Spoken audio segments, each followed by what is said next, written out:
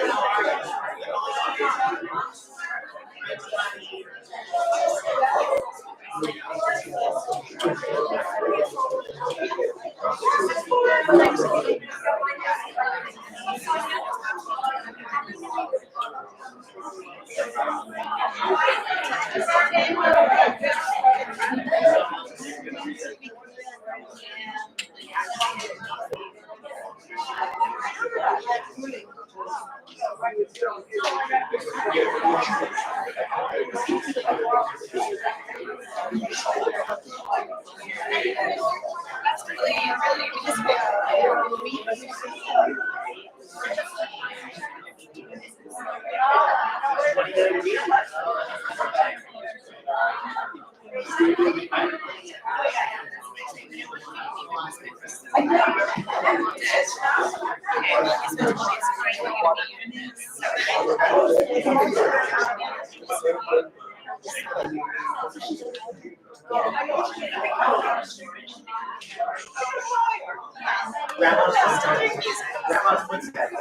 and gentlemen, just a moment. We do have wine and water towards the back of the room on the left. I want to sit close because I Please help yourself.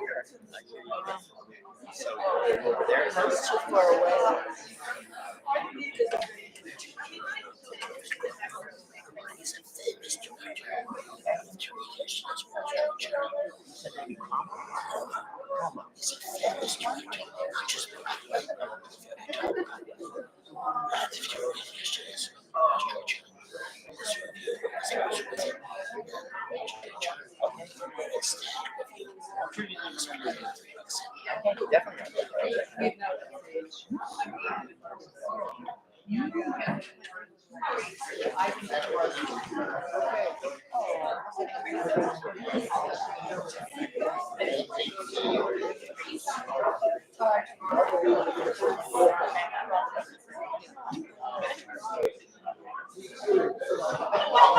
Maybe the one time and then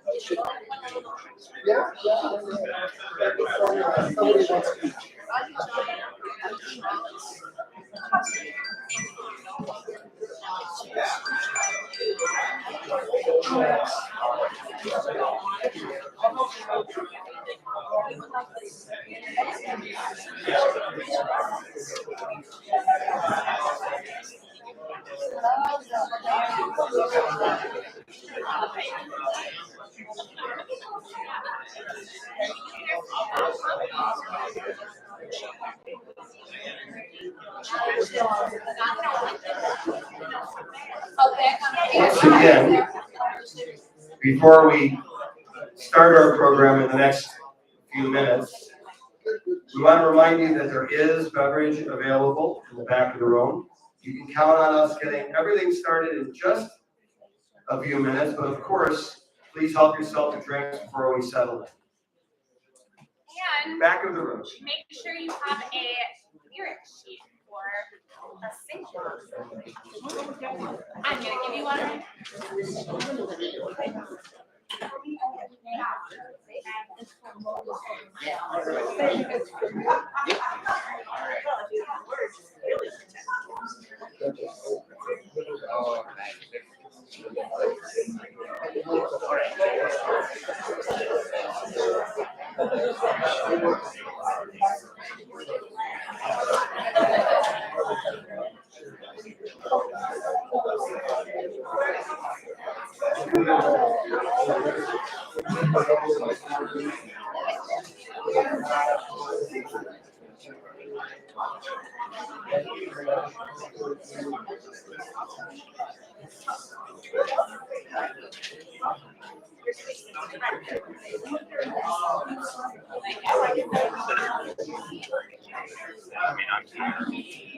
I'll sit right next to you. So much today, that's where the camera is.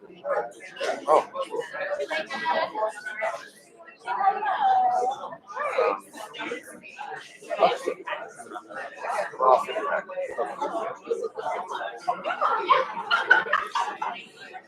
If someone would like to sit here, they can. You need more space for the family? You're fine. Good. You're great. Thank you. They've been here all day.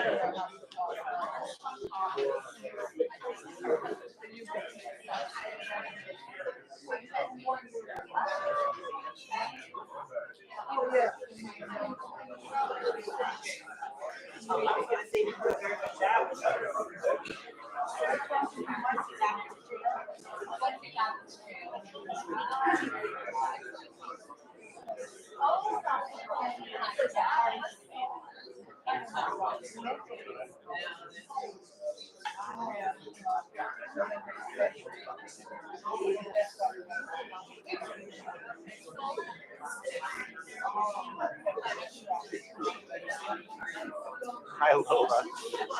I'm doing okay. Sorry, I'm running the live stream, so I'm going to be.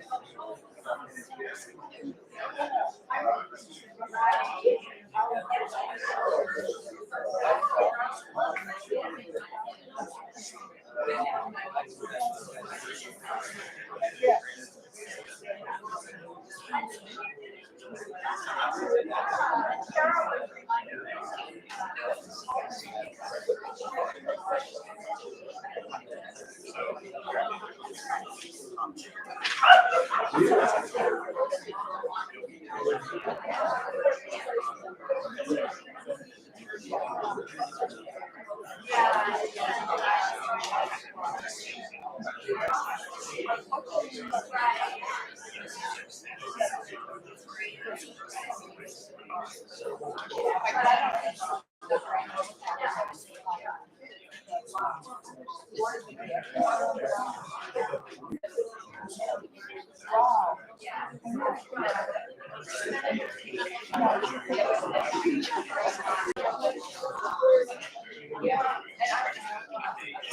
nobody can sit here. Is that correct? Yes, including you. You are now the centerpiece of nice. Get some super glue.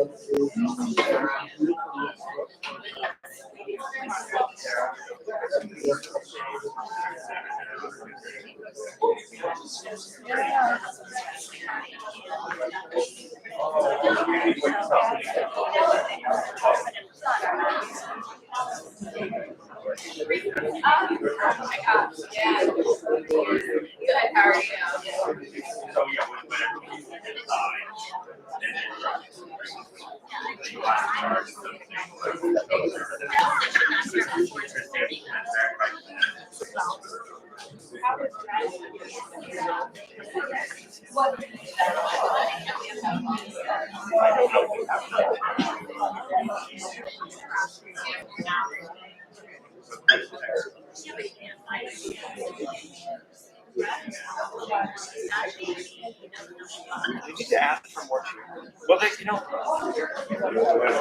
Yeah. Hey. Good. How are you? Yeah.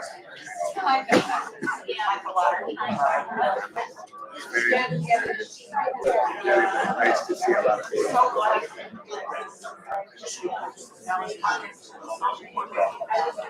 Yeah.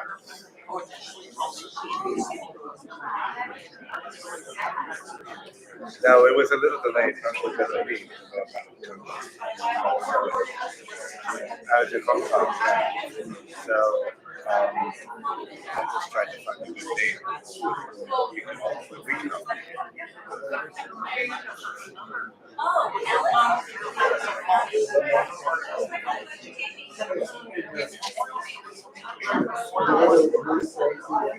Gosh, I hope so. That might, that's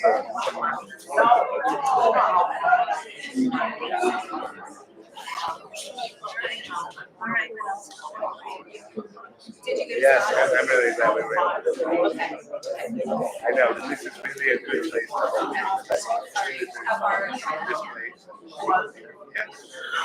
This is where, no, I mean,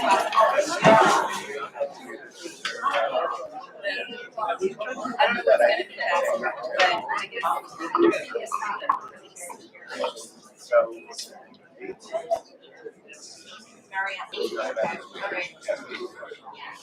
Okay, well, Okay, I should have taken it. I'm regretting not taking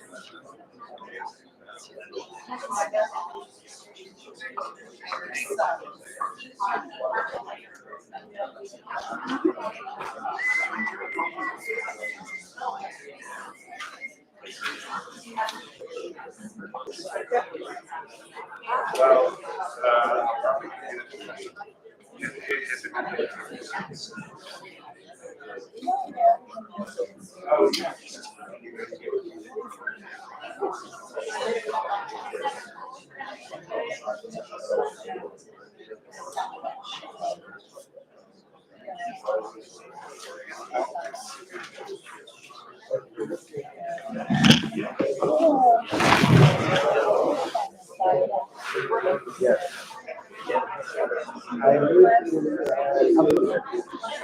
yeah.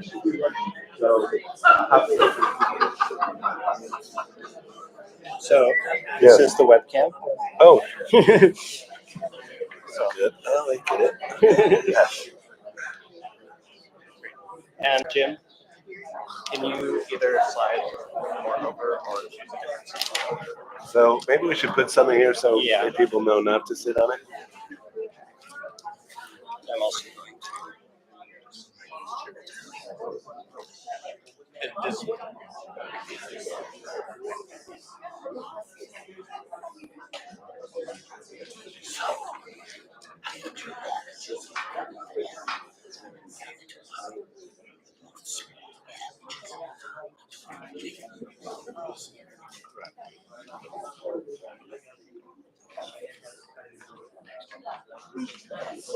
Family that take pictures from the kids and dogs. Yes.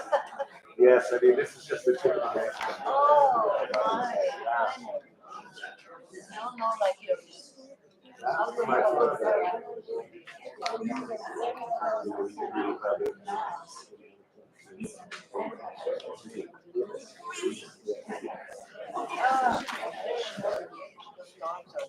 Yeah.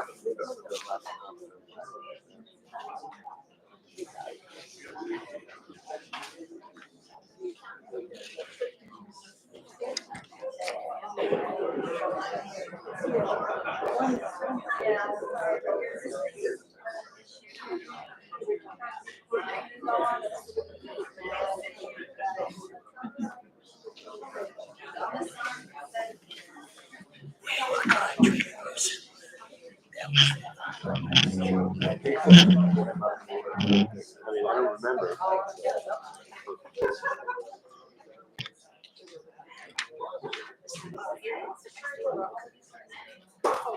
He's sitting away from everybody as usual. Good to see you. Did you just get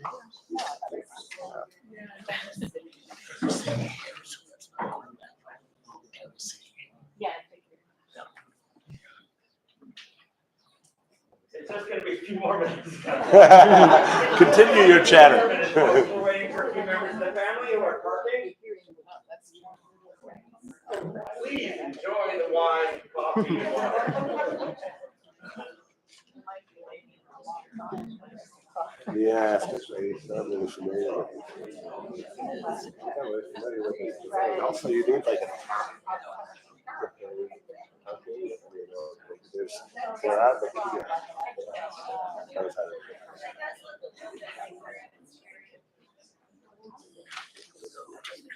Who's that guy? That's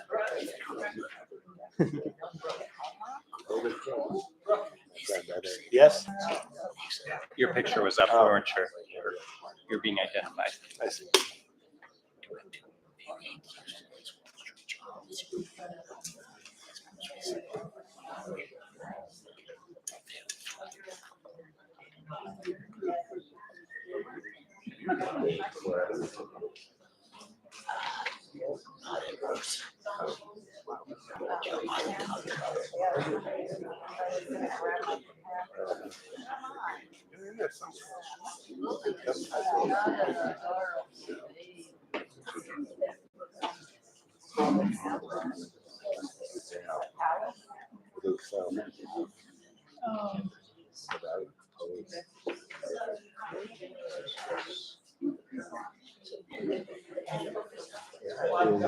Kevin's.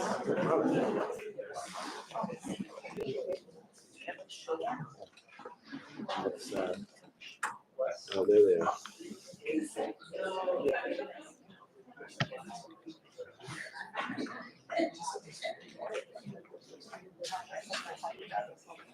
Mhm.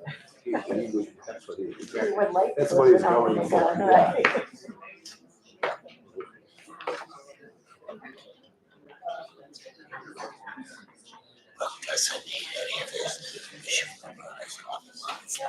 I don't know the lyrics, but I'm not. They were handed it.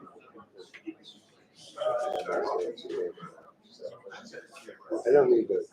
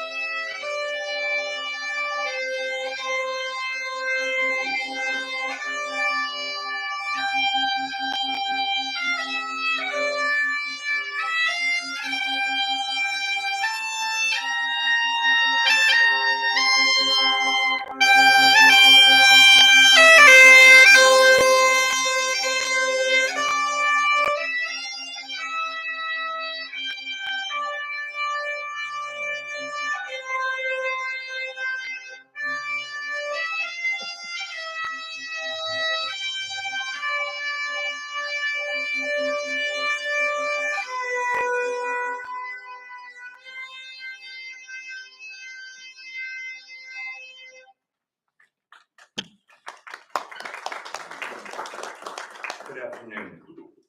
Can everyone hear me? All right, great. I'm double checking about that. Welcome to the celebration of the life of Charlotte Ziporyn.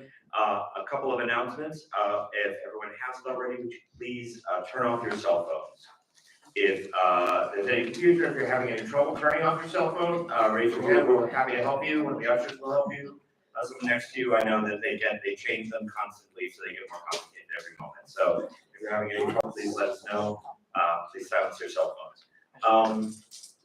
Please, Kelly's asking me to tell you, please feel free to go get drinks, water, coffee, wine during the program while this is going on. Please don't be thirsty or uncomfortable while this is going on.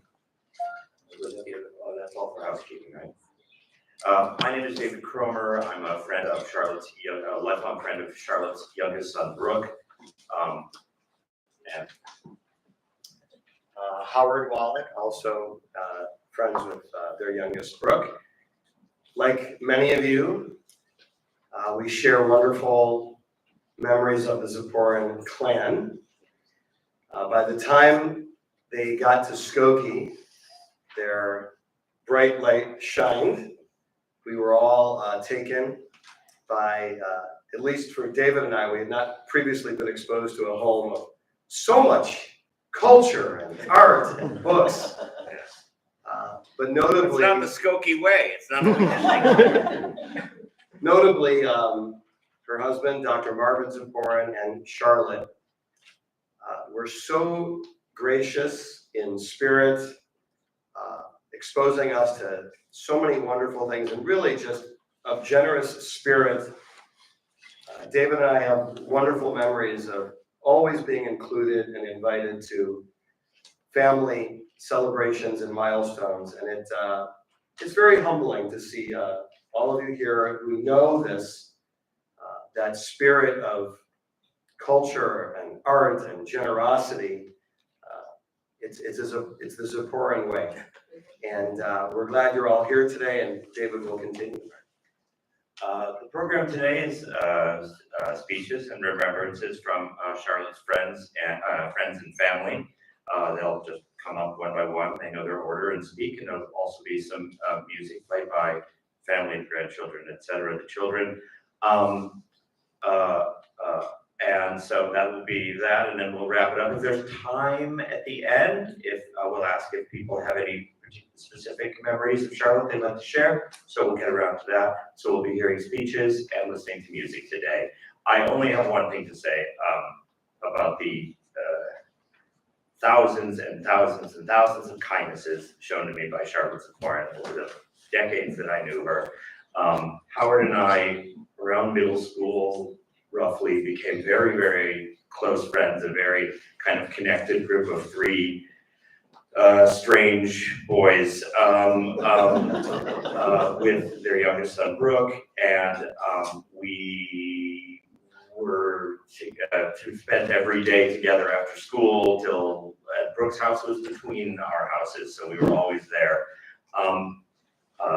And I don't think I realized that I think that it is only because we were her son's friends that she unquestioningly, sort of ludicrously took us into her home, her life, her activities, her thoughts constantly.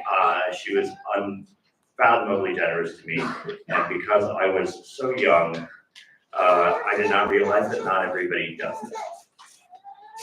And she is one of the people who I see as a model of sort of purely embracing people. So our first speaker today will be Charlotte's first child, Karen.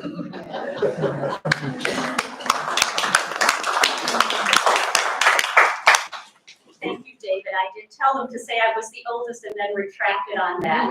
Get to a certain age, you regret that. And yeah, no, I didn't realize until my brother Brooke reminded me that David and how we kind of replaced Evan, the middle child, and me, because we are a lot older than Brooke, sort of. And when we went off, we left home, I think they replaced us in my mother's heart. So thank you both for being here, for helping us with this. So I'm the first child, but I really can't tell you, and I should be able to, but I can't tell you who my mother was. I've been realizing that as her daughter, I'm actually in a much worse position to do that than so many of you here, paradoxical as that may seem. From what I've heard, figuring out who my mother was and untangling that from her relationship with me will likely consume the rest of my life. The vague word magnificent comes to mind, keeps coming to mind, but when it comes to specifics, right now I feel like I only knew a small part of my mother. I did write her obituary, which you can read over there, and I used what I knew or thought I knew to do that. She was certainly a dauntingly dynamic, independent, inspiring woman, filled with enthusiasm for all the world had to offer, determined to share that enthusiasm with the people she cared for, and equally determined not to dwell on past slights or misfortunes.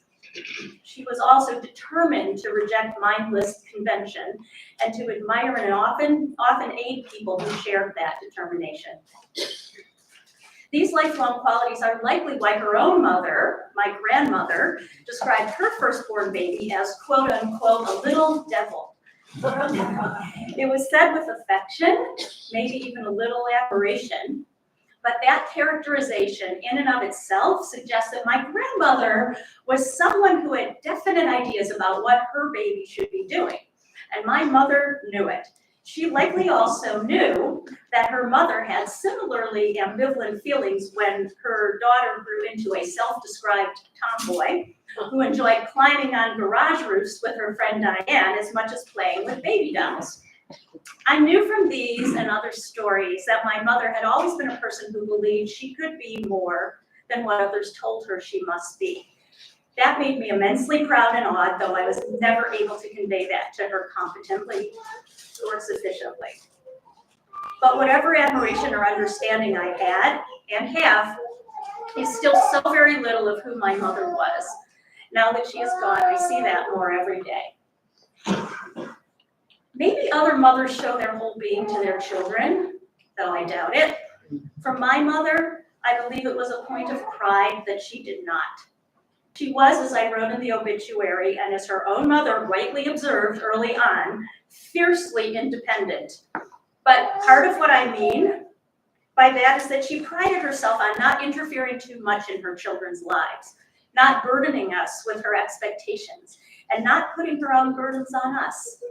My brothers may be laughing. We all recall times when she couldn't help her unmet expectations clear, or expressing concern or discontent, probably more with them than with me, but that's another story. But she didn't like that concept of herself. And she did everything she could to keep her opinions about our lives and choices to herself. It was a conscious reaction to the way she saw herself as being raised. And while she was human and failed at these attempts sometimes, it was central to her sense of self.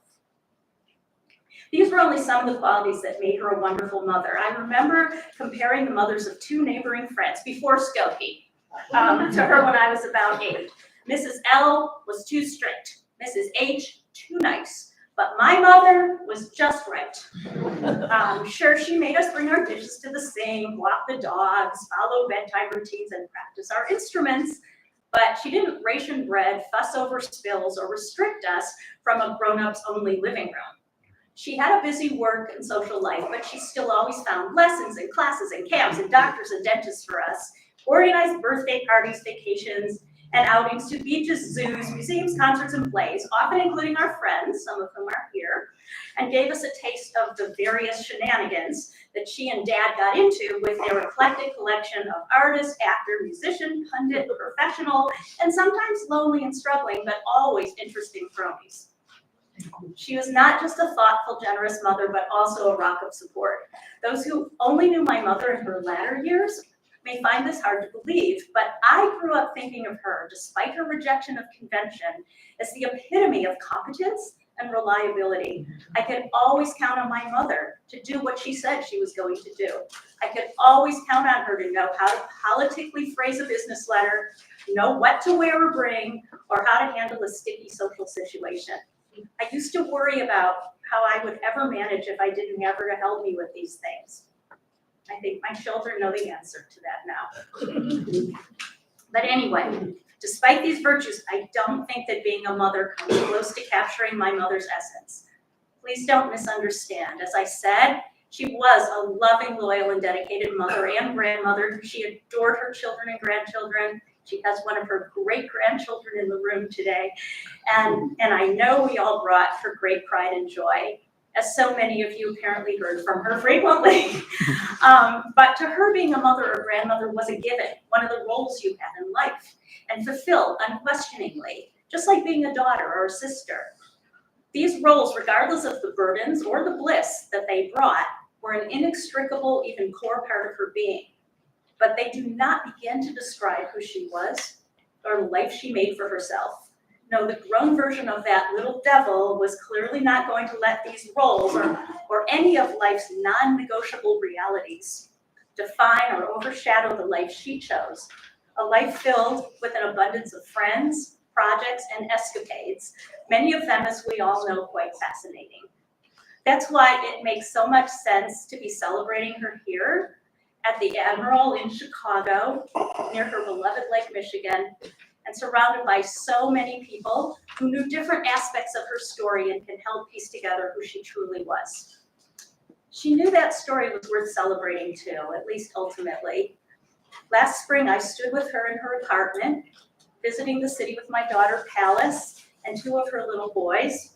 And in an unusual moment of shared reflection, because my mother did not tend to talk this way with me, my mother announced with apparent surprise to herself that she had truly been fortunate in life. And though I know she had a cynical side, as well as periods of struggle and depression, which I cruelly and selfishly ignored, I think that overall she meant it. I am so grateful to all of you for coming here to help celebrate and to help me understand a woman whose very existence made me want to live and to do. A woman who always loved me just because I existed, a woman who may not have understood everything about me or valued everything I valued, but who I knew would always be in my corner, and whose magnificent memory and spirit I know will sustain me for the rest of my life. Thank you.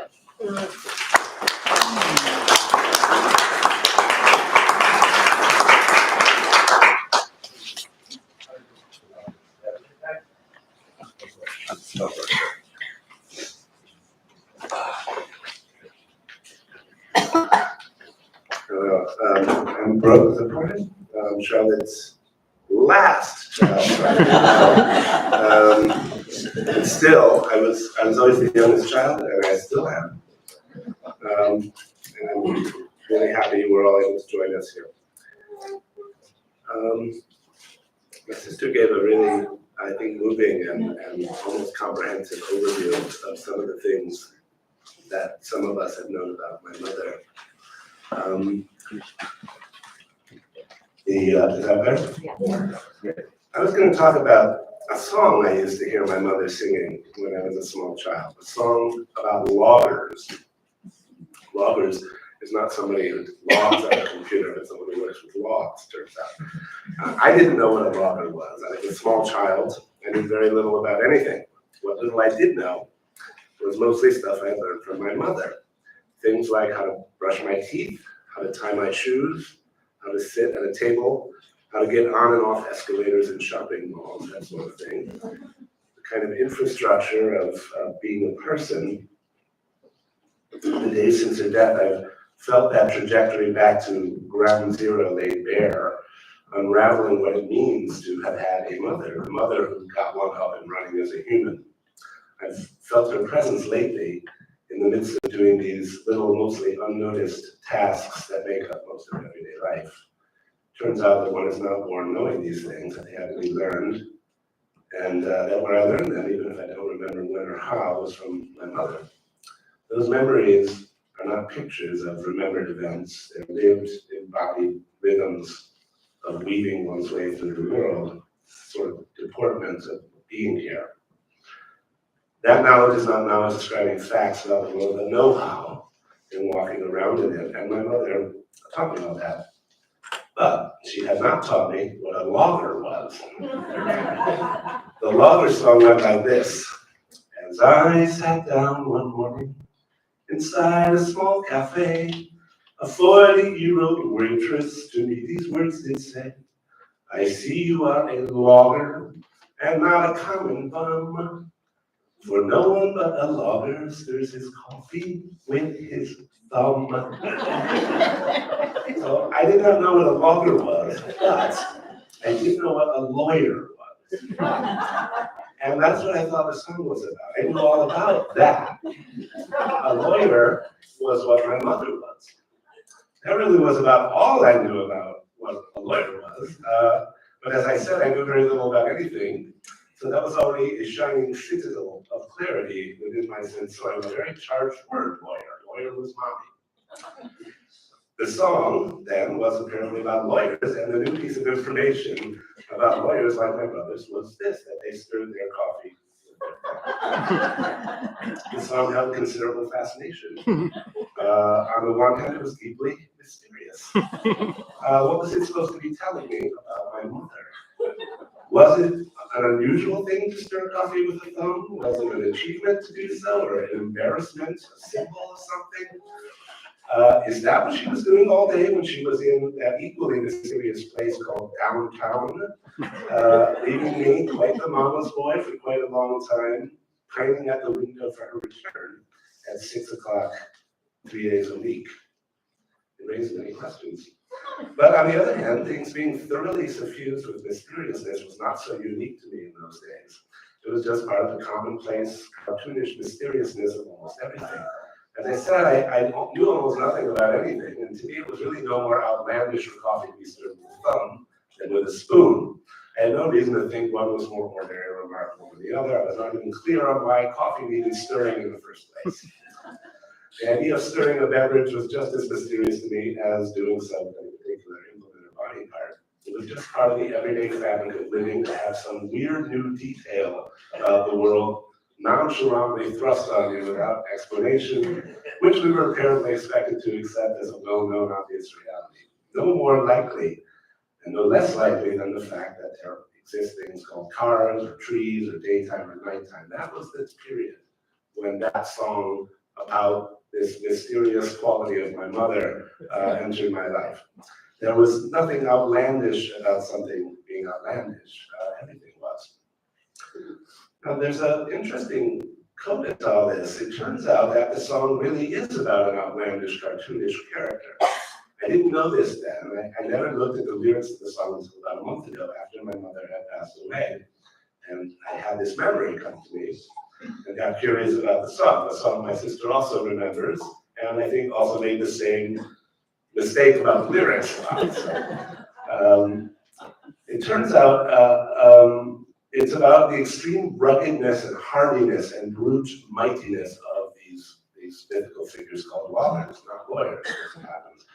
The logger in the song is a comic exaggeration of an absurdly tough character. Someone who is impervious to pain, to heat and cold, whose embrace breaks his lover's vertebrae, whose kiss breaks her jaw, who would eat a bale of hay if you just poured some whiskey on it, who bites his whiskers off from inside. It's one of those kind of tall tale songs. And the 40-year-old waitress in the song loves him, waits for another of his kind to someday replace him, but there's none like him today. That's the song. And I find that in some strange sense, that song really is about my mother. My mother was a kind of legendary figure in that semi-larger-than-life, even bordering on slightly comic way.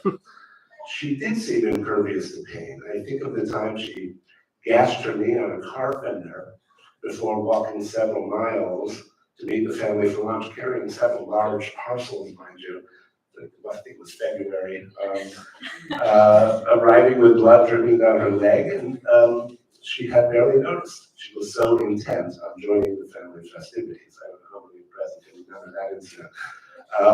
She once set her sleeve on fire while lighting birthday candles. And she barely seemed to notice that either. If she were alive today, I suspect she would be out at the bus stop in the blizzard, waiting for the 147, on her way downtown to see a concert, or even just to get her printer repaired, probably carrying the printer with her. That actually happened. As my father once said of her, she really knew how to roll with the punches. But she was not just about physical pain. My mother was a force of nature, just like the logger in the song. It's a question of sort of brute life energy or something like that, I think. She had it in abundance, in excess, and it was a forward thrust that swept away all obstacles to the point that she barely noticed them. With rare exceptions, my mother did not brood. She did not agonize. She did not hold grudges. She did not get mired in emotional pain any more than in physical pain. She barely seemed to notice it. She is probably the only person I ever knew who was utterly without malice, who genuinely wanted only for everyone around her to be happy, an insistence on everyone enjoying life that almost amounted to an imperious demand. As a child, this was awe-inspiring and overpowering, a source of security and also amazement. I felt and feel meagerly endowed with that quality of energy she had so abundantly. In fact, it makes me tired just to think about it. But it formed me, defined my world, taught me to be human. And since she has been gone, I feel its subtraction from the world. And find myself wondering in what way it might still live on in some undetectedly undaunted aspects of myself that I may have unknowingly inherited from her. It was this gushing river of superhuman energy that allowed me to float listlessly along as I began to get my bearings in the world, propelled effortlessly and with my native, uninvolved amusement more or less intact, in the assurance that this elan vital would always be there, keep things moving along to new adventures, no matter what. That relentless forward momentum that defined my world came from her. I was merely sort of a passenger and a spectator along for the ride. But I hope that somewhere underneath my compensatory inertia, I have some of that undeterrable engine of joie de vivre that will live on as her life in me. I find I am the more with her, the more I miss her, and never more than when I'm doing all those things like brushing my teeth, tying my shoes, getting in and out of chairs, feeling her presence and her care embodied in my own muscles and bones. It took a lot to deter her, and at the end, it took a lot to dismantle her. My mother was a beautiful soul, a generous, kind, wholly innocent person who looked at the world, I think, with the enthusiasm of innocence. Others may have seen her as tough, as cynical, as no-nonsense, as rebellious, and she was undoubtedly all those things too. But I tend to see them as blossomings of that innocent enthusiasm, that relentless force of nature that she was. She taught me everything I don't know I know. And that is how I feel her alive within me in the absence she has left.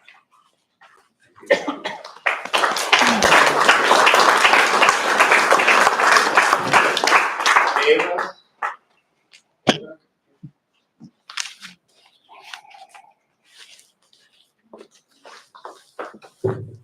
Hi, I'm Ava. I'm Charlotte's youngest grandchild. Today's hard. Truthfully, I didn't expect it to be so hard. I found myself crying on more than one occasion. Up until an hour ago, I didn't really know what I was going to say to all of you. But then I remembered why we're all here today, and it's not to mourn my grandmother's loss, but instead to celebrate the love that she had for us all, the love we had for her, and the incredible life that she lived, parts of which I have been so blessed to follow in, like her passion for theater. A couple weeks after her passing, I got a tattoo in her memory. It says, "Remember the love, not the loss." And I encourage you all to do that with me, not just today, but every day. To remember the love and to live your life the way Charlotte did, which is full of exuberance, compassion, community, love, and life. And on that note, I would like to share one little story with you all from my childhood. My grandmother had a place down in Florida when I was growing up, and on one family vacation there, we were walking along the beach, probably looking for seashells, as you all remember, it's one of her favorite things to do at the beach. And I had a chocolate chip cookie in my hand. And out of nowhere, this seagull flew down and took this cookie right out of my hand, and I just looked up and went, "Hey!" And I hold that story very dear to my heart. Thanks. That's it.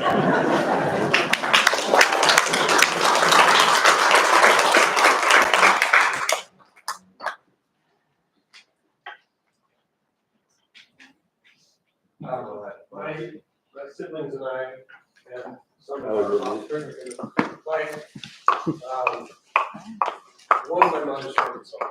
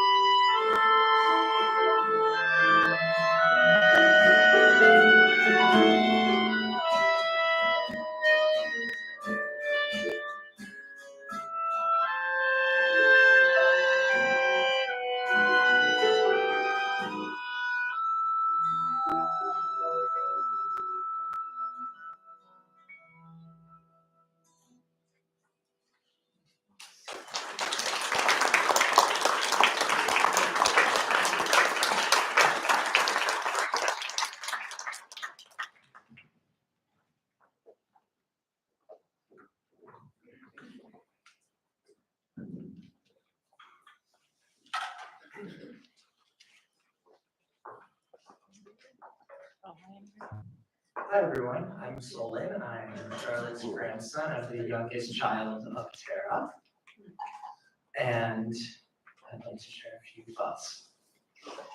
In the beginning, there was liver sausage, plain and straight from the plastic tube. And we could go through the entire thing, you and I, grotesque to some, routine to you. Then there were walks. My matriarchs, Mom, Grandma, Bubby, you all taught me about flowers. To see them, to smell them, to keep walking by them every day, to weave them into our lives, our rituals. And then the parks, the concerts, Navy Pier, the many museums, the simple wonder of human civilization. Leisurely evenings, perhaps featuring liver sausage and live music if I was good, outdoors, usually in the midst of crowds. These are the nights that you introduced me to a simple, easy joie de vivre. Or the beach, where you often went right to the shore to search for shells. You taught me to treasure the sand dollars and to bring home a small bounty to remember the day. Or the New York City roommate from your 20s, the one who bought new underwear every single day, who amused you so much that you could tell that story dozens of times and never tire of it. Or your connections to art. If something was not to your taste, a quick light sardonic remark did the trick. If you loved it, you'd give us that's very nice. And that was all that needed to be said. And you humbly made your own paintings, themselves full of the clarity, color, and crisp deliberateness you brought to your own way of going through the world. Or your sense of adventure. When I was little, we'd stop in front of the tantalizing pile of candies that was Portrait of Ross in LA at the Art Institute, and you'd encourage me to take one day after day. I now recall, or perhaps manufacture, the subtle thrill you seem to get from sharing an act of even hypothetical rebellion, for the pleasure of light and easy transgressions. Or the lake, you'd swim infinitely far out, no fear. Or the bus, your steadfast partner, at any hour, any age, in any condition. You, like the lake or the sprawl of Chicago's transit system, were always eternal and fearless to me. But right along all these adventures were the simple delights of the home. Baked beans, tuna fish, hot dogs, poached eggs, a bottle of Coke, maybe a bit of vodka before bed. sitting down to look into the garden, a knowing glance at the cats, admiring the hopper again, or explaining it to me. Your love of life was subtle, but it was love, and we all felt it. Beneath the few decades we shared were layers of your life that I'll never know or fully grasp. In a way, I'm grateful to you for sparing me, for knowing that I didn't need to hear all the details in order to see your story or its meaning. The same way that you would put up a painting, forgetting it was your own work, because perhaps that detail didn't matter to you. What mattered was the art itself and the moment it was in. There was plenty for me to learn from you in action. You mastered, or perhaps intuitively knew, the simple lessons that so many of us struggle with. You teach us to be right here, in the present, right now. To find and greet the flowers every day. To jump in the water, no matter the temperature, and swim as far as we can. And if the lifeguard is yelling at us, to not even notice them. To walk for hours, gathering seashells, appreciating the finest ones. To simply be. Grandma, thank you for walking with us.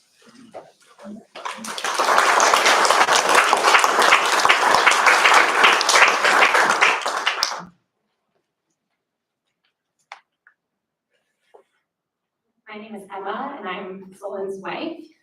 But today I will be playing the role of Jim Snyder, Tara's husband, who prepared some remarks that I will be reading for him. So when I say I'm Jim. I'm the husband of Charlotte's oldest child, Tara, as well as her only son-in-law. I remember when I first met Charlotte, Tara and I had had a long-distance epistolary romance, with her in Chicago and me in Cambridge, Massachusetts. When I finally visited her and her parents in Chicago, our relationship was already very serious.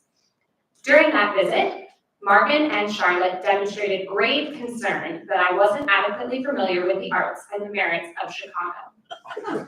Given that I was then in business school, my family were all businessmen, and I had rarely visited any part of the US outside the East Coast, they had cause to be worried. So they drove me around Chicago's waterfront and showed me its major cultural institutions, and I was genuinely impressed. Meanwhile, Marvin gave me a grilling about my knowledge of the arts. Just in case I didn't get the message, Marvin wore a tie with Shakespeare, Dostoevsky, and Mozart printed on it. This visit proved an accurate guide to the Ziporyn family's values and my post-marriage life of religiously attending theater with Tara, albeit often the theater performances of our 3 children, who began acting before some children are potty trained. I eventually learned that whereas Marvin thought of himself as a producer of art, Charlotte primarily thought of herself as a consumer of it, except in her legal work, where she directly helped producers. And Charlotte was no ordinary consumer of art. As we shall see, she was one of the world's greatest, and as a result, imbued all her children and grandchildren with a genuine love of the arts. You can be sure that when Tara and I later visited her from afar, there would be at least a play to watch in her agenda for us. My guess, and I would be happy to listen to anyone who can disprove this, is that she watched more distinct plays than anyone else on the face of the earth, other than some professional theater reviewers. That is, if there were a Guinness Book of Records category for the quantity of non-repetitive drama consumption by an amateur, she might have come out on top. This is a bold claim, but consider that Chicago is the second most prominent theater capital in the US, and the only one with an organization like the Saints. The Saints provide free ushers to Chicago area theaters in return for free tickets. Via the Saints, Charlotte would attend multiple different plays per week for decade after decade. And I imagine that serving on the board of the Saints, including as its in-house legal counsel, meant that she never had to miss a play she wanted to see. This visceral love of the arts undoubtedly infected her children. Her oldest daughter, Tara, became the arts editor at the Yale Daily News, where she would routinely cover not only Yale's smorgasbord of plays, but also New York City plays, especially high-profile Broadway shows. Arguably, the Yale Daily News is the top U.S. college newspaper, and the Yale School of Drama, the top U.S. drama school. Tara would also write a half a dozen plays and win the award for Best Play from Yale's undergraduate drama writing class and the Baltimore City Playwrights Festival Award. Charlotte's second child, Evan, would become the decades-long chair of the music and theater department at MIT, as well as a renowned composer and performer of music. And yes, he has written and produced dramas himself. Her third child, Brooke, became an academic like his older brother, but while serving as a professor of ancient religion and philosophy at the University of Chicago, also found time to write and produce plays. Each of Charlotte's children produced children in turn who loved the arts. Tara produced a professional Nashville musician, a Princeton professor of musical theater, and a head of a high school thespian society, and then undergraduate playwright at Harvard College, among other things. Evan, a Hawaii Symphony Orchestra performer and a stage manager. Brooke, a composer and musicologist, among other things. I think that's quite a legacy. What was Charlotte's magic sauce? I think it was her unpretentious zest for life and art that couldn't help but at least partially infect the people around her. Sure, she had a sense of the dark side of life, but her sheer day-to-day joy from discovering new experiences and insights was by far the dominant practical note. She passionately consumed theater, art, and like others, consumed hamburgers, sports events, and rock concerts. I would also like to note that Charlotte, like Marvin, was a voluminous reader, often going to a local library to pick out novels to read rather than crowding her small home with thousands of additional books she had already read. All three of her children picked up their parents' reading habits and went on to become PhDs, with 2 becoming professors and the third a professional writer, partly for eminent professors and public health officials, including top health policy officials in the US and state government. But whereas Charlotte's theater art viewing was more of the one-of-a-kind in intensity, she had more competitors in the reading department, partly because for most people, compulsive reading is a much less expensive hobby than compulsive theater going. During my life, I have met many passionate consumers of high art who combine that interest with an ambition to produce it. But in adulthood, Charlotte never demonstrated such ambitions for herself. If she had any such ambitions, it might have been for her husband and offspring. If so, her magic was to imbue them with a love of the product, not the external trappings of success, so the rock-strewn journey toward art was intrinsically fulfilling. Let Charlotte's artistic curiosity be a lesson and a blessing for all of us.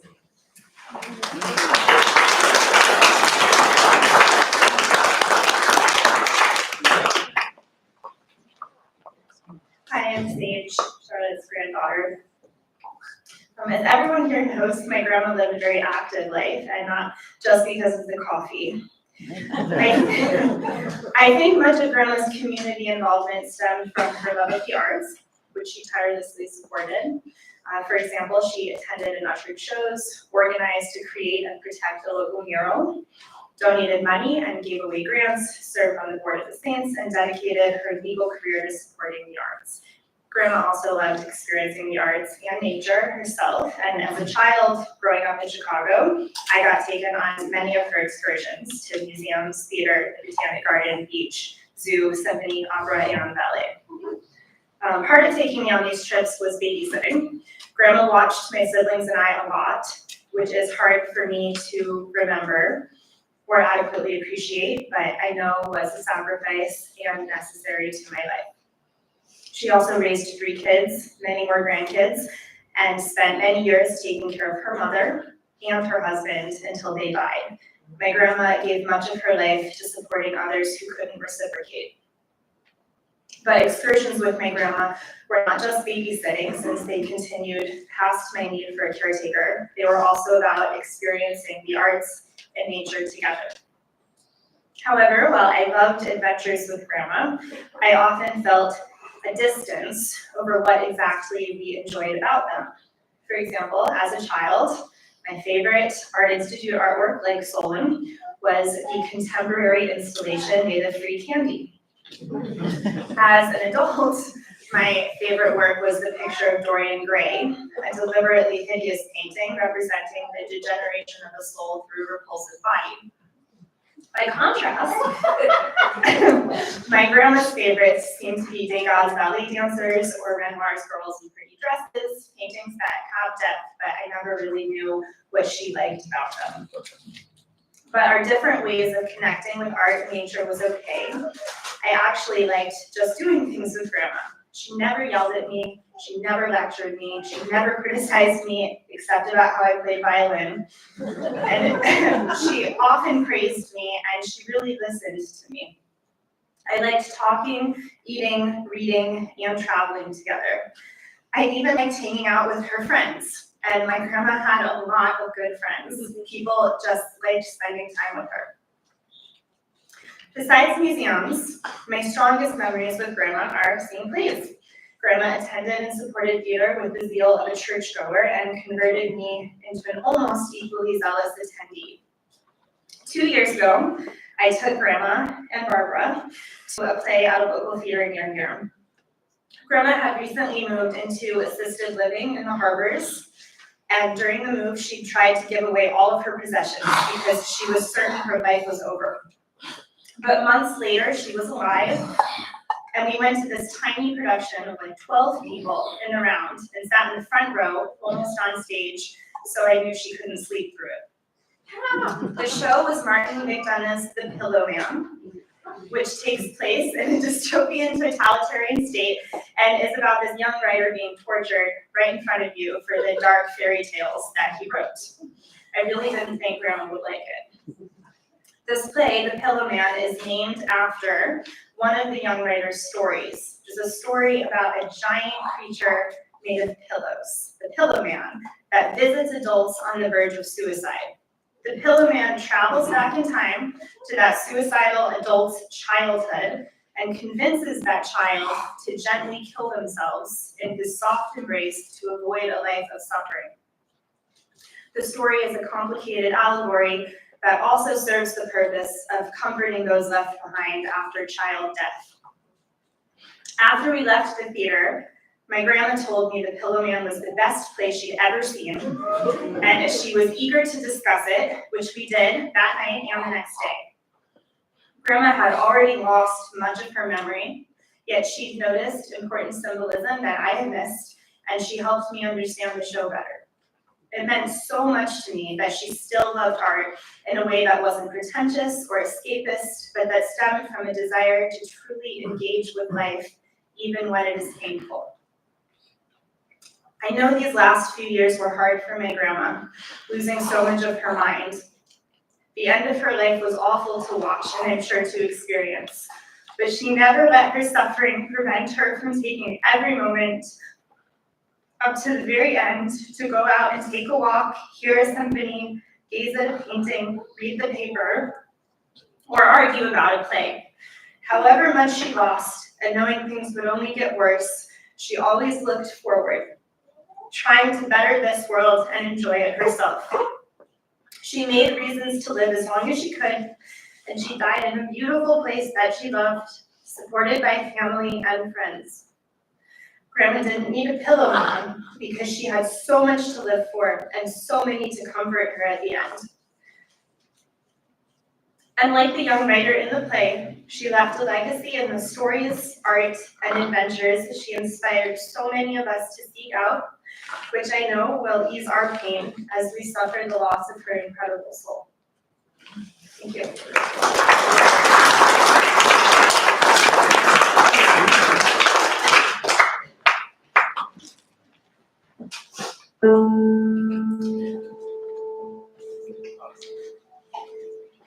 Oh, we ain't got a barrel of money. Maybe we're ragged and funny, but we'll travel along, singing a song, side by side.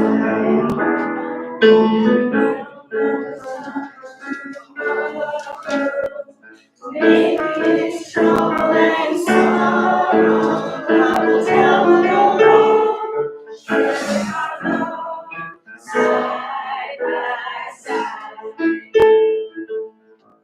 through all kinds of weather. Maybe the sky will fall, but as long as we're singing together, it doesn't matter at all.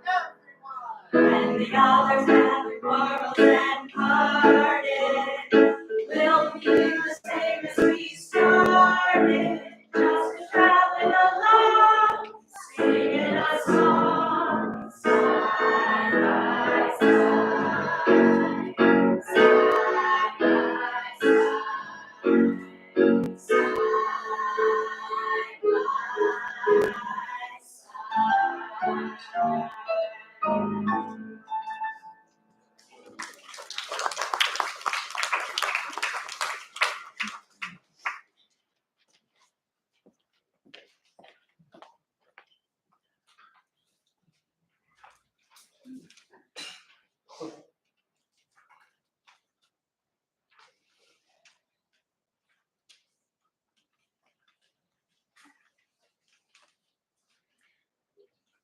I am Palace. I am Charlotte's oldest grandchild. Charlotte was the oldest of 3 children. My mother, Tara, is the oldest of Charlotte's 3 children, and I am the oldest of 3 children in my family. And you've already heard from my sister, Sage, and brother, Solon. I'm also the mother to Charlotte's 3 great-grandsons, Leander, Hugo, and Ira. And Ira's here with us today. Thank you for bearing with him. He hasn't been the happiest. But I'm happy to have the opportunity to be here in person today. It was a journey to get here with the weather, and I was a little bit nervous about arriving here in Chicago. We didn't get here until this morning, and there was a lot of anxiety and buildup. And this is actually, even before the weather forecast, something I had been thinking about for weeks, because I knew that this would be the first time I would be arriving in the city without my grandmother here. And usually she has a whole agenda booked for us. I really love this city, and that is definitely because she loved this city like it was a member of our family. When she was losing her memory and she could not even remember the names of her children and grandchildren, and she was confused about where she was, she repeatedly just said, "I just want to be in Chicago." My family lived here in Chicago, or at least the suburbs of Chicago, for 6 years during my childhood. And we moved here when I was 6 years old, and we left right before I turned 13. And so these were the really formative years of my life. And I was so grateful for these years because I got to be really close with my grandparents, and they were deeply involved in our lives during that time. And they helped to shape the people that we all became. I remember arriving here at age 6, as I said, we came from quiet Vermont, and I was trying to fall asleep. I think it was the first night we had arrived, and I was sleeping on my grandmother's sunroom at the back of her condo on Albion in Rogers Park, and I heard the sounds of the L passing by. And, you know, coming from quiet Vermont, it was a really strange and scary sound to me. But my grandmother told me that the L was one of the best things about Chicago, and I soon learned that that was true. She took me on the L and on the city buses all over this city. The Field Museum, the Aquarium, the Lincoln Park Zoo, dozens and dozens of theaters, as you have all heard. We went to the big grand ones downtown and all of the small little neighborhood theaters as well. I even remember going to a play with her once where we were the only 2 people in the play.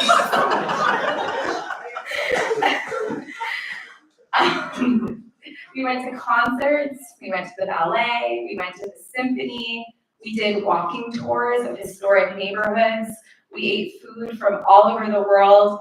And on any nice summer day, we were most certainly going to make a stop at the beach because that was where she was happiest of all. My grandmother loved the culture and art that this city offered. She loved the parks, the libraries, She really loved the public sculptures. We would have outings just going to see sculptures. That was the agenda. We went to festivals, and she loved the beauty of walking along Lake Michigan. And if there was an opportunity to go out and do something, she never wanted to miss it. She also loved the people here. She had a wide and eclectic network of friends and a busy social calendar. She knew everyone in her building, and she knew stories about dozens of other neighbors on her block. She would help organize block parties, which I love to attend, and after people sprayed graffiti on an overpass near her home, she helped lead a project to paint it with a beautifully designed mural. Even after she turned 90, she still made an effort to be active. She was still navigating the city by bus and by train. She was still going to the theater, still eating out, still visiting museums, and finding the same joy she always had in the city that she loved. My grandmother's love for life and for people and for being an active part of this world inspires me. I know a lot of people who find any excuse they can to remain inside or whose default state is inaction. Many people avoid public transportation because they are not curious about the other people they share this city with, and they don't see any appeal in being around them. Some get to a certain age and don't think there's anything new to learn or to do.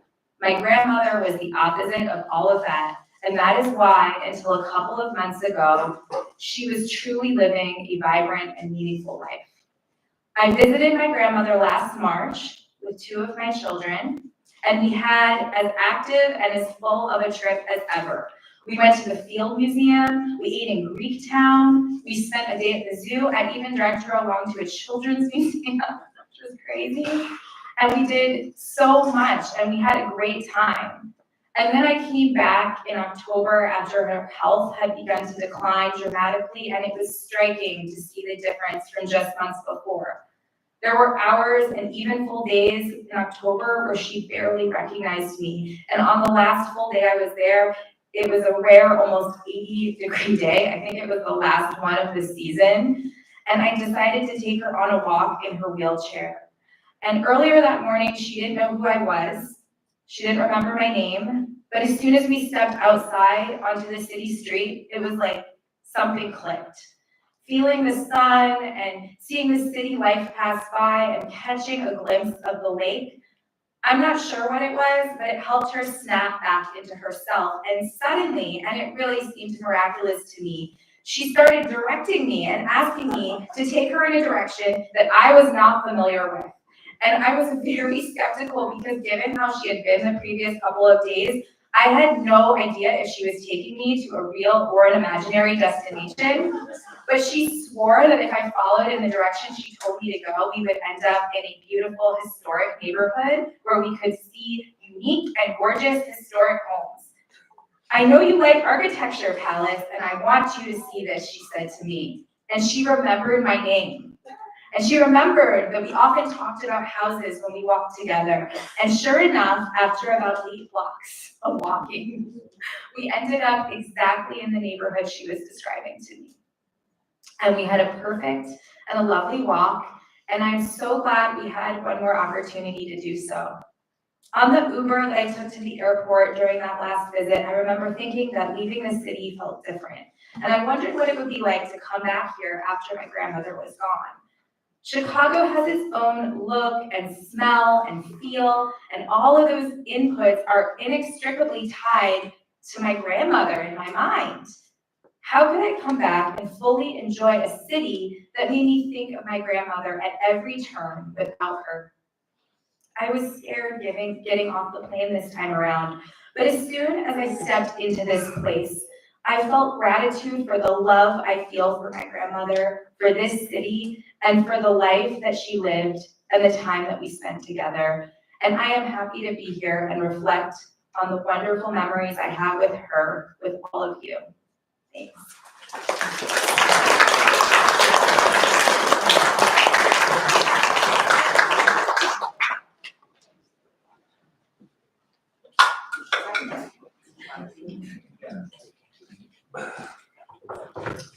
We'll get to the clarinet presently.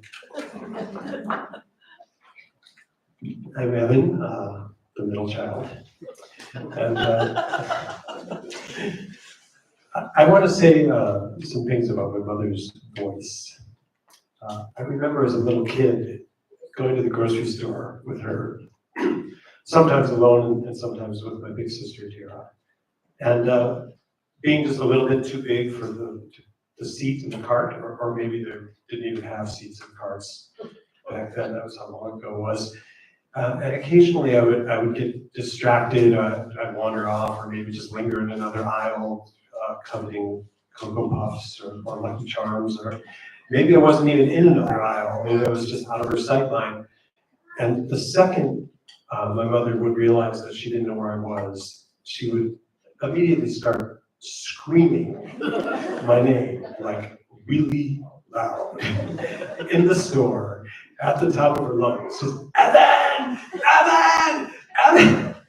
And it was extremely primal. It was instinctive. It was like a mama bird or a lioness losing one of her cubs. But actually, as I thought about it, I don't know that with certainty. I can't say that for sure.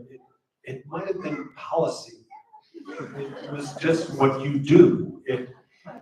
Or what she did. When you lose sight of your children, you don't look around first. You don't ramp things up in any way. It's complete 0 to 60. Child gets lost. Start screaming their name. Keep doing so until they've been found. And I think even as a 4-year-old, I found this highly embarrassing. And even more so when I was 13. Because it wasn't something that she stopped doing. I remember it happening in the basement of a Weebolt's, redeeming S&H green stamps. I remember it, progressing from the Jewel to the Kroger. But the thing about it was, she wasn't embarrassed about this. She wasn't embarrassed about this in the slightest. She, who had been the person who was actually screaming in the TJ Maxx. And once she found out that she knew where I was and life was okay, there was no big deal made about it anyway at all. Everything just went back to normal. So, oh, there you are. I thought you might be lost. So there's no explanation to the other customers. Oh, sorry, I was looking for my, just nothing. No apologies whatsoever. As you've probably already realized, she loved to sing.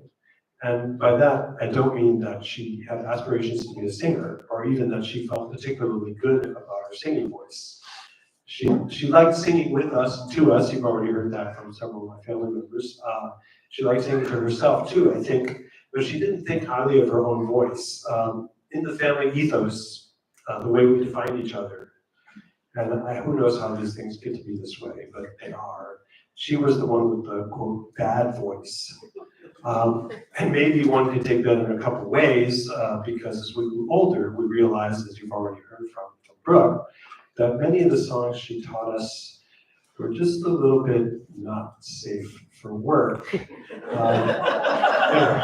Popular songs with all kinds of pretty bawdy double meanings. You've heard a little bit of the one Brooke sang, and you'll hear some more later. And she loved these, just the way she loved the novels of Nabokov and Bellow, because as she would always say when she was reading them, these work on like 5 different levels. And I think she liked that about those songs too. And I tell you this for 2 reasons. First, because singing songs with her and with my dad and my siblings was a pretty uncomplicated and joyful part of our life.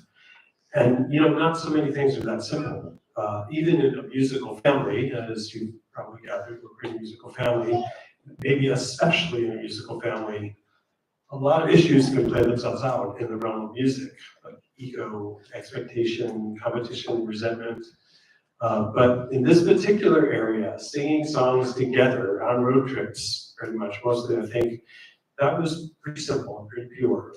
And second, because the idea that she didn't think she had a good voice, or that was her reputation, that did not stop her at all. She did not sing softly.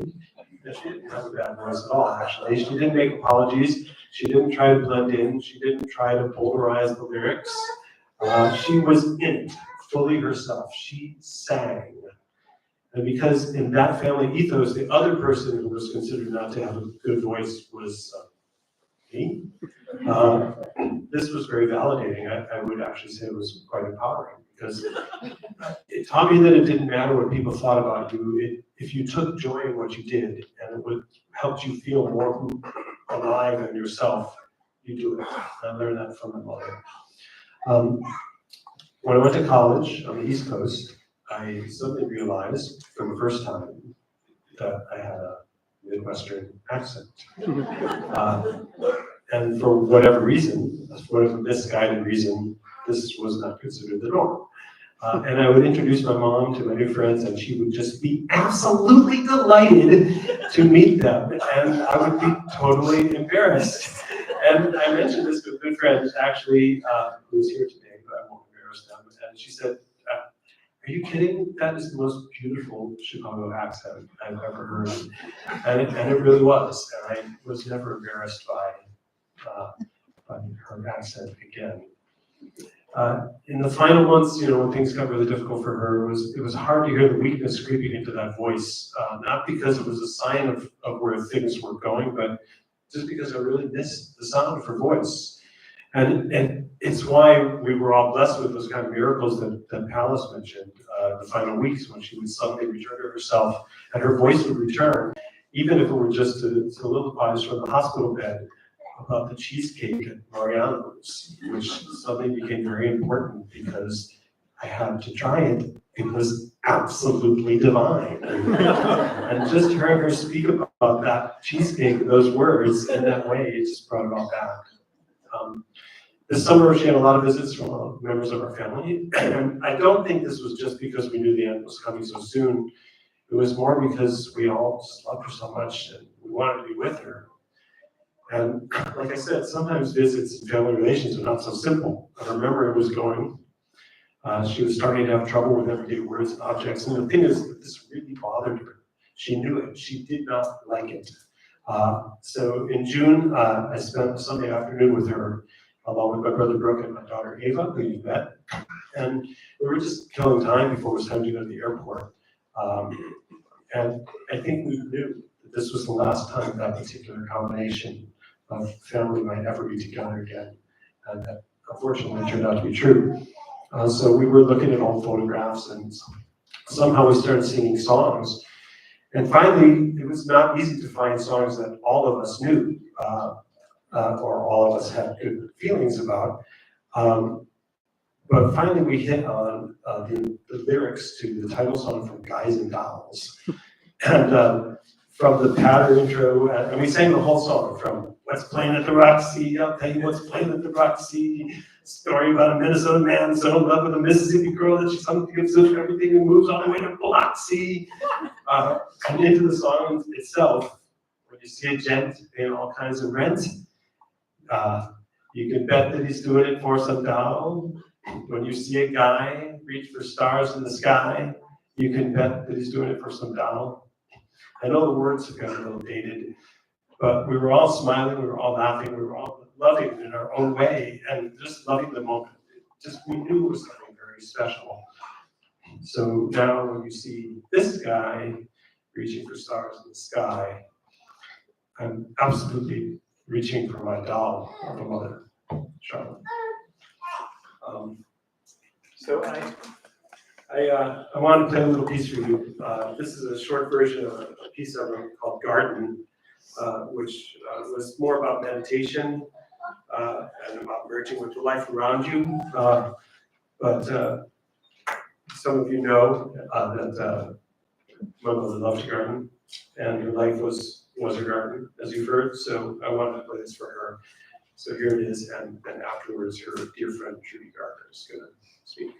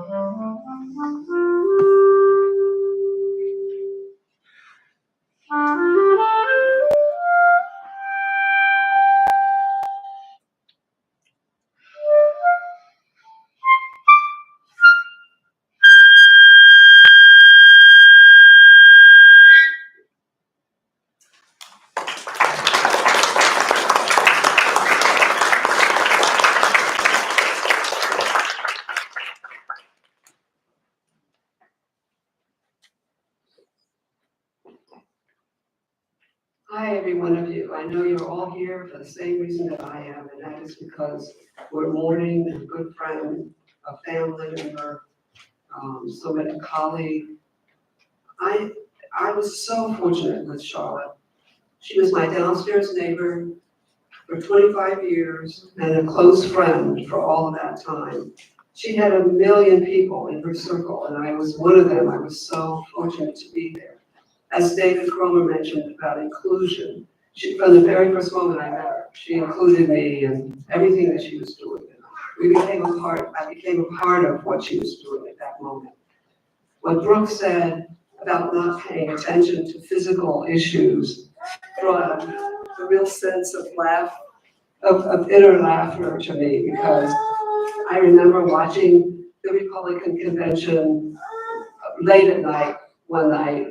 I don't remember the year, but it was when they were talking to the empty chair. I do remember that. So it was about 10:30 at night. I got a call from Charlotte, and she said, I had a procedure done at Northwestern today, and it's bleeding. In fact, it's bleeding a lot, so that it's used up most of a bath towel. I think I better go back to Northwestern. So of course I jumped in the car. My partner later said, "Why did you call an ambulance?" It never occurred to me. She just said, "Will you drive to Northwestern?" So I did. We got to Northwestern and they stitched her up. And what Jim said about plays is absolutely on target. From the very first moment, even before I retired, I was going to plays with her. I became a member of the Saints.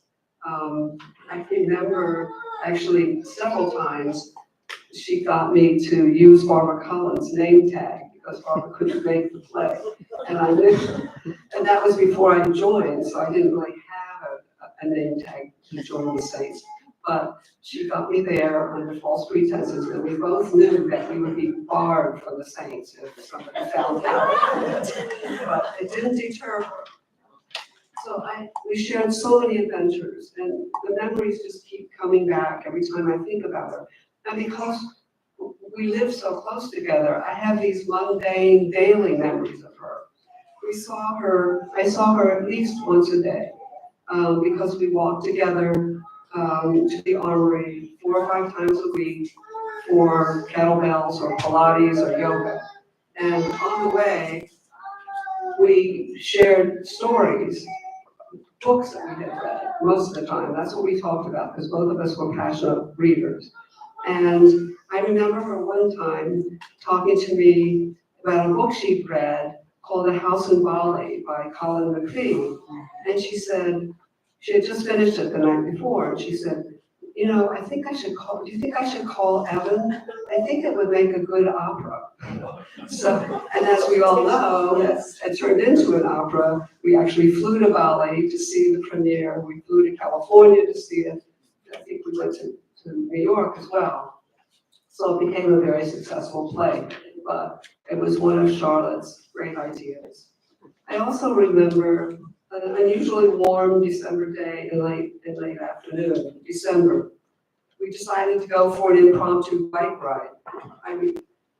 Just because it was warm. She had this lust for life. I don't know how else to describe it. We could drop, she was the only person I knew who could just drop what she was doing on the spot. And if it was more fun to do something else, we did it. And it was this amazing adventure for 25 years that I had with her. I remember us in Cambodia, for example, climbing a steep and narrow temple stairs that had no railing. Now, she was 80 at this time. And of course, the guide stayed at the foot of the stairs, knowing that he wasn't going to go up and get us. I also remember us going down backwards very gingerly. But she was game for things like that. I remember a frosty April Sunday morning. This was early in April, and you know how it could be in Chicago. It was usually not warm, but we were dying to get into the garden. So we made a date for that Sunday morning, 8 o'clock, to get compost bags for our vegetable gardens. But we needed fortification first, so we met for an 8 a.m. very greasy breakfast near the garden store to get us, so we could have the energy to get the 40-pound bags home. I also remember her just having intense discussions about the proportions of kale versus chard, of seeds to put in the garden that year. I remember going together at least once a week, usually more than once a week, 2 or 3 times a week to see, as you've all described before, some very amazing plays and also some not so amazing plays. But they were always interesting, always worth discussing. I remember one time particularly trying to get to Court Theater. It had just snowed. It was a blizzard in Chicago. And so I couldn't get my car out of the garage and we had to take the train, which we usually tried to do anyway if it was anywhere reasonable. But Court is a little more, as you know, in Hyde Park, we lived in the opposite end of the city. But we had spent a long time on the Red Line, then the Green Line, and then on a bus that went east on 53rd Street, I believe. And of course, we got stuck in the snow because the bus got stuck. So we ended up walking basically from the Green Line to Court in the blizzard to get to this theater. She was always happy to do something last minute. We had many adventures we might have missed, plays, a concert that one of us found out about that morning. But most importantly, Charlotte did not pay attention to things. She wasn't interested in things. She was interested in people. She loved people. She brought everybody around her. She never kept grudges, as I think one of you kids mentioned before. She got on with life. She treated arguments as momentary incidents. Her life was so much more meaningful than that, and she didn't have time for grudges. As a result, her life was filled, as Tara has captured in her beautiful obituary, which I've read so many times, with so much more than most of us can ever hope to do. She loved Chicago passionately, as I think it was Palace mentioned. She loved especially the 147. In fact, I remember Evan, after she died that morning, Evan said, I think we should try to get a subscription going, trying to name the 147 bus. I miss her very much. I was one of her many friends, but she was a very, very dear friend to me and a very important part of my daily life for so many years. Thank you, Charlotte.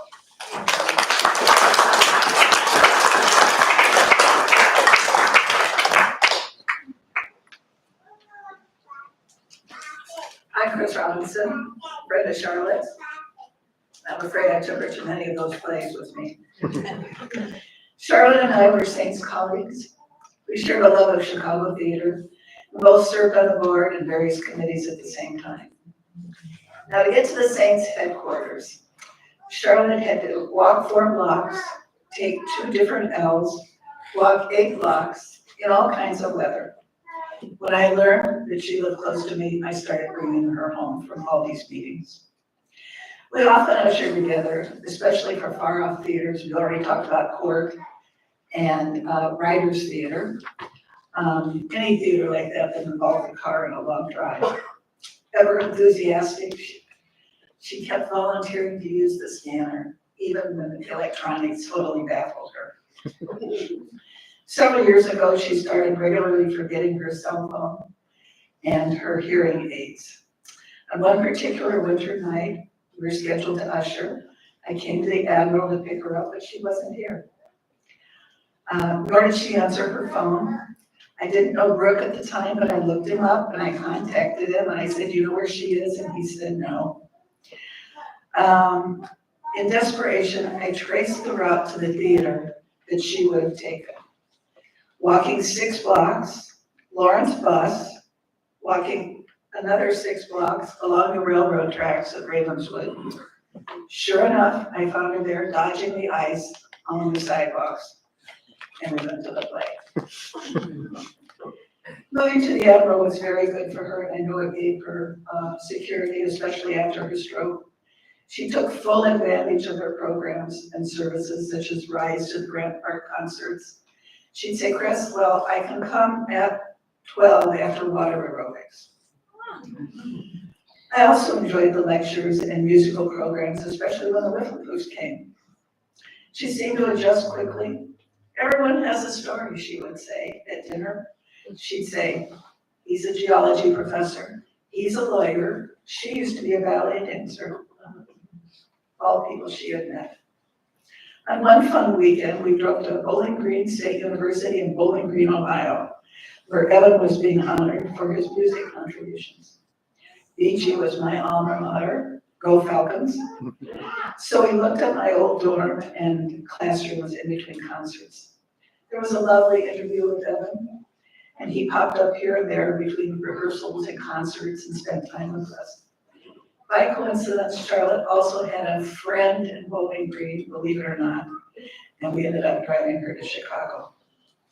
I always admired Charlotte's spirit, her intelligence, and her independence. Her drive for education was shown in her family members. All 3 of my kids have PhDs. I lived 2 blocks from the Admiral. During the pandemic, we would meet on a park bench and have our coffee together every Monday morning. I think of her every time I pass that bench. We were so lucky to have her.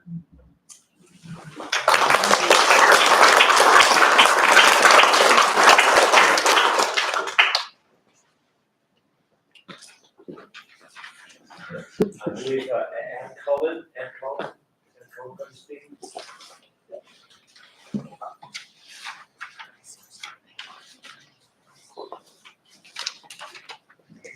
Hi, my name is Anne, and my mother, Barbara Cullen, was friends with Charlotte for 30 years. They were together through some really difficult times for both of them and moments of celebration and joy. Charlotte spent many birthdays with us. My mother's birthday is December 23rd. We always have a very big dinner for that. She traveled to Ecuador for my wedding. She went to California for my brother's wedding. We drove, my husband and 13-year-old daughter chose to drive through a blizzard today to come here because I love Charlotte so very much. She was very important. Sorry, I'm gonna cry around this, but I love Charlotte so very much. And it was an acquired taste because my mom shoved her on me very early on. And I was very annoyed by it. My mom was recently divorced and she met up with Charlotte and then Sonia.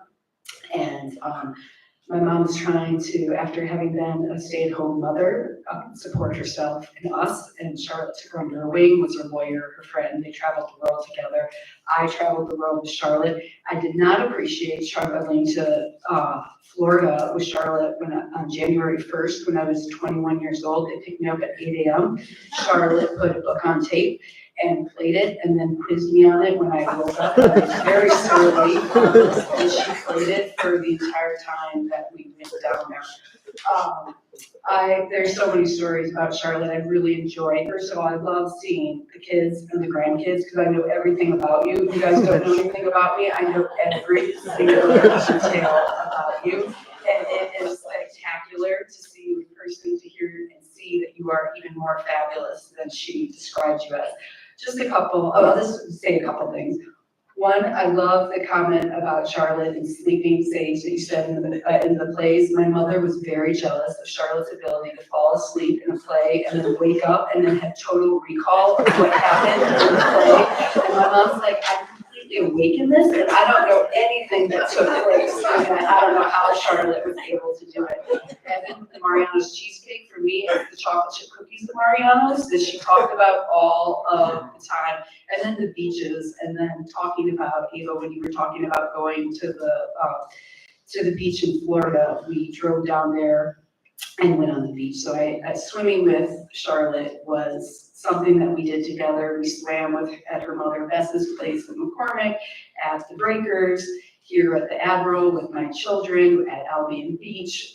We went whitewater rafting together. Charlotte and I had so many wonderful times with each other. I had a little flashback as I was sitting here, just as I've been sitting here, these waves and these recollections of Charlotte things. She was very clear to point out that she was at Admiral of the Lake because there was an Admiral that was further west that was a gentleman's club, and she loved to bring that up at all times, lest I make the mistake of where she was staying.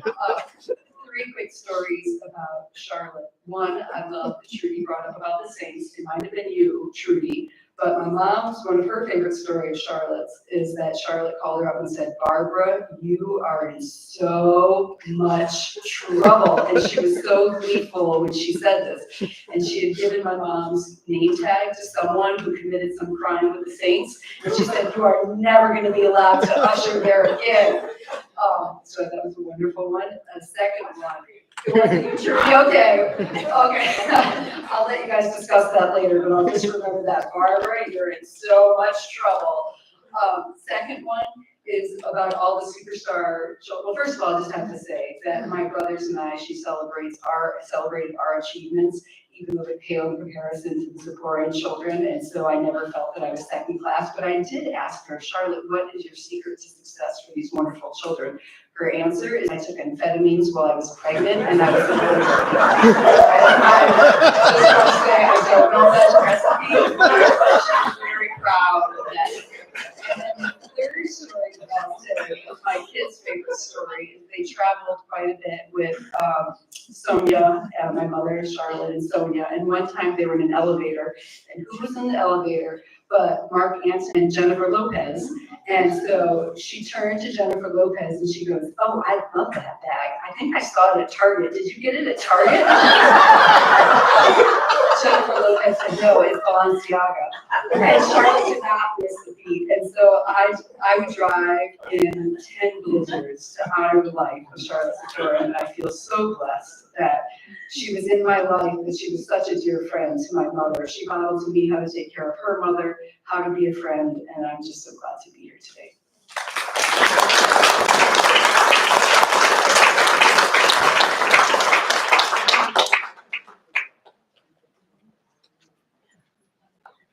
Vibrant and audacious. There is no end to Charlotte. I think we will spend many more days and hours and minutes enjoying all the stories.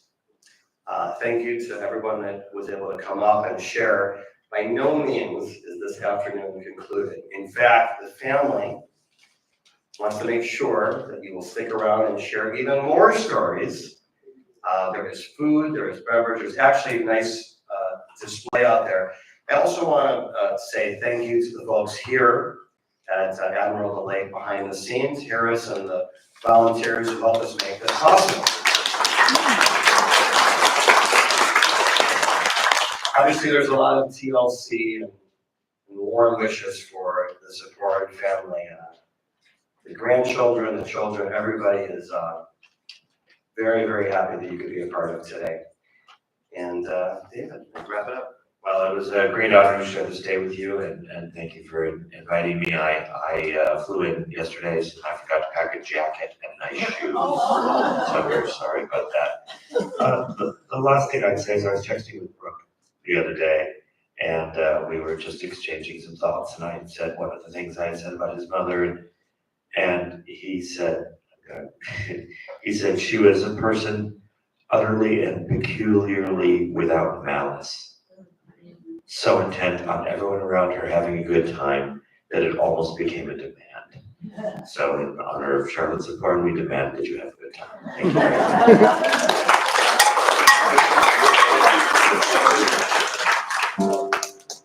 Oh, we have one more, we have our last guest.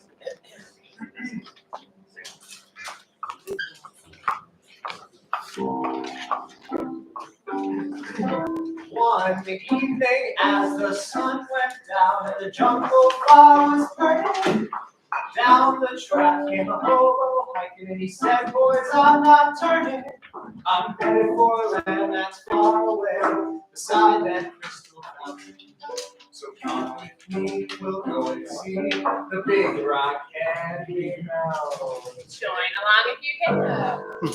In the big rock candy mountain, there's a land that's fair and bright, where the handles grow on bushes and you sleep out every night, where the boxcars all are empty and the sun shines every day, for the birds and the bees and the cigarette trees, the lemonade springs where the bluebird sings in the big rock candy mountain. Oh, buzzing up the bees and the cigarette trees, the soda roll fountain, where the lemonade springs and the bluebird sings in the big rock candy mountain. In the big rock candy mountain, you'll never change your socks, and the little streams of alcohol are trickling down the rocks. The men have to tip their hats, and the railroad goes away. There's a lake of stew and a whiskey too. You can have it all around, and I'll be for you in the big rock candy mountain.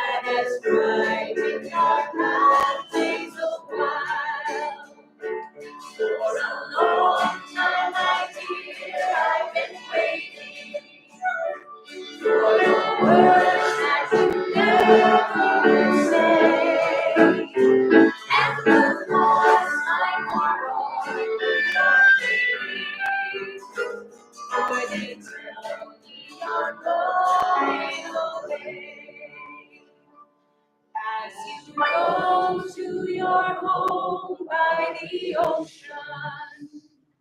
May you never forget those sweet hours that we spent in the Red River Valley, and the love we exchanged with the flowers.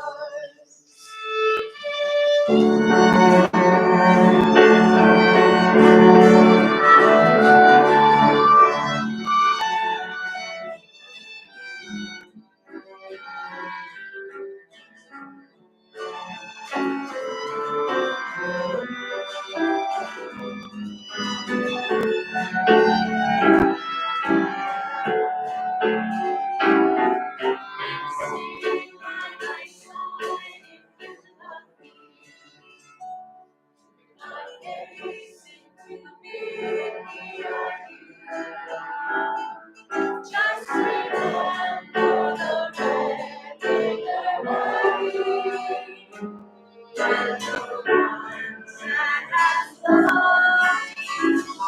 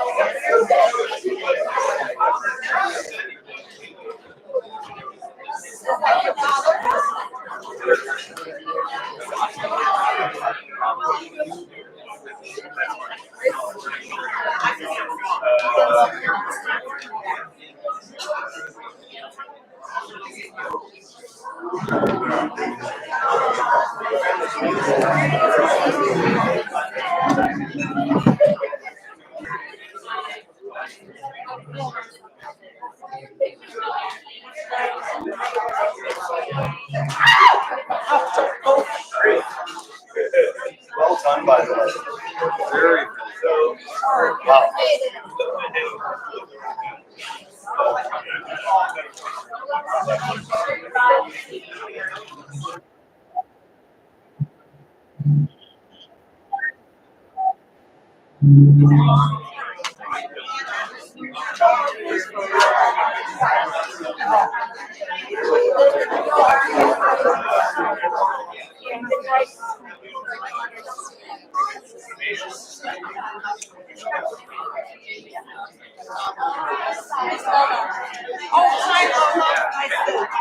That was wonderful. Just amazing.